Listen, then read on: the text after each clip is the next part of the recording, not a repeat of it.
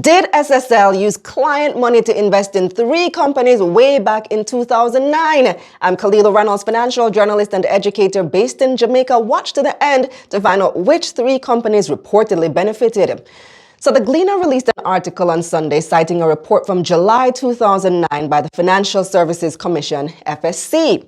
According to the report, the FSC raised questions about whether SSL used almost $200 million from client accounts to finance 3 companies. Oh boy, here we go again, because if you're wondering why this sounds familiar, it's because a couple weeks ago there was another claim that SSL had more recently used client money to fund its day-to-day operations in 2019. I did a whole video talking about that. Now, SSL had denied that claim in a big 7-page letter. They said that client funds and funds used to run operations are entirely separate in separate departments with different controls and everything. But according to this latest report, they might have used client funds to finance their investments in 3 different companies way back in 2009. And they reportedly did this while they were under severe financial stress. The letter that the Gleaner obtained was written by then Senior Director of Securities at the FSC, Everton McFarlane. Yes, the same Everton McFarlane who was later promoted to Executive Director and then forced to resign last month amid this whole scandal.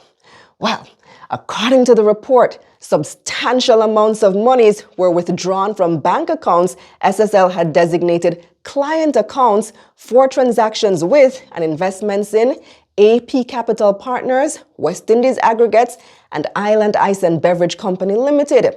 SSL reportedly invested $89 million in AP Capital, $37 million in West Indies Aggregates, and $55 million in Island Ice. That's $181 million. And this caught the eye of the FSC because back in 2008, they raised concerns over whether or not SSL even had enough money to run its own business. Then all of a sudden, SSL is shelling out millions to invest in other companies. And on top of that, in a follow-up letter in August, the FSC pressed SSL on the investments because AP Capital, a company from Florida, which they spent $89 million on, was listed as inactive. Plus, the FSC said SSL wasn't upfront with the nature of the investments. It noted that in SSL's final audited financial statement for the period ending December 31, 2008, it just listed the money as other investments. But in the draft that they sent before, SSL listed the money as due from parent company, with notes attached explaining that the amount due from the parent company was unsecured, bore no interest, and had no fixed repayment date. So the FSC said they were not given any real reason for this change other than the parent company is to be or has already been wound up. Well, the FSC's concern was essentially, where to get the money from? Because in 2008, they were worried SSL didn't have enough money to run their own business, yet here they are spending $181 million to invest in these other companies. So what do you think about this latest news?